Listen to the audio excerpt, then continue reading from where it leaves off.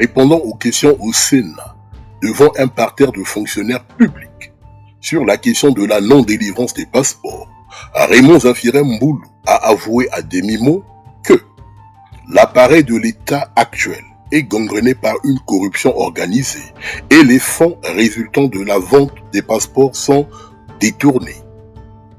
Mboulou est aussi impliqué dans la vente des passeports diplomatiques à des professionnels du sexe de la République démocratique du Congo et à des terroristes syriens et libanais. S'agissant de la polémique autour des recettes générées par les passeports et les vignettes, le ministre de l'Intérieur, Raymond Zafirin Mboulou, a levé l'équivoque. L'argent généré par la vente des passeports est directement perçu par les services du Trésor public. Il y a au niveau de l'immigration un régisseur.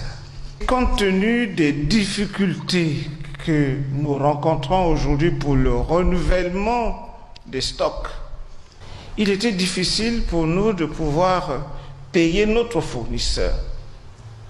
Nous avons dit, pourquoi ne pas prendre ces recettes-là générées par la vente des passeports, les bloquer pour payer le fournisseur. C'est ce que nous avons fait. Sur 11 ministres attendus, 6 se sont présentés à cette séance. Raymond Zafirin Mboulou s'est dédouané d'être responsable de cette mafia. Il a plutôt pointé du doigt la responsabilité du Trésor public dans ce qui s'apparente à une organisation criminelle financière. Pourtant, il y a quelques jours, un éminent membre du PCT avait qualifié l'action du Parti congolais du travail de positif dans la gestion de la chose publique. Positif. Je ne saurais ici faire l'inventaire complet des œuvres du PCT profitant au peuple. Si tout opposant au PCT pouvait s'abstenir d'être de mauvaise foi, tout Congolais devrait alors reconnaître que le PCT a beaucoup travaillé et travaille encore sans désemparer pour le peuple. Notre pays marche vers le développement grâce au leadership du PCT et de son président, le camarade Denis Sassou Nguesso. Chaque militant doit le marteler sans aucune gêne. Le bilan du PCT est positif, il n'y a aucun doute. Gilbert Ondongo, connu pour ses déclarations tonitruantes, est aussi impliqué dans plusieurs affaires de corruption à l'échelle internationale. La police portugaise avait perquisitionné son domicile où elle avait découvert une somme de 6 millions d'euros en liquide. 3 pisos, sala de cinema e uma área de 4.800 metros quadrados junto ao campo de golfe. Lá dentro, escondidos em 2 cofres, a PJ encontrou em 2016 8 milhões de euros em notas, nunca reclamados até hoje. A quem pertenceriam? 8 anos depois, nenhuma resposta oficial. Mas a casa de luxo, agora em vias de ser leiloada pelo valor mínimo de 8 milhões e 200 mil euros, pertencerá, segundo a investigação, a Gilbert Ondongo, ministro das Finanças do Congo.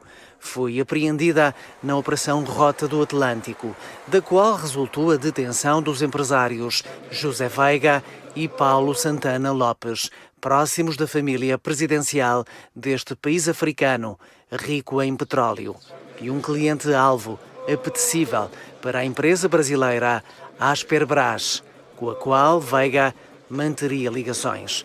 O inquérito, com 21 arguidos e ainda sem acusação, investiga crimes de corrupção no comércio internacional em negócios que envolvem Portugal, o Brasil e a República do Congo. Há também suspeitas de associação criminosa, tráfico de influências, participação económica em negócio, branqueamento de capitais e fraude fiscal. Entre os bens apreendidos constam uma outra casa também em Cascais e 2 viaturas de alta cilindrada.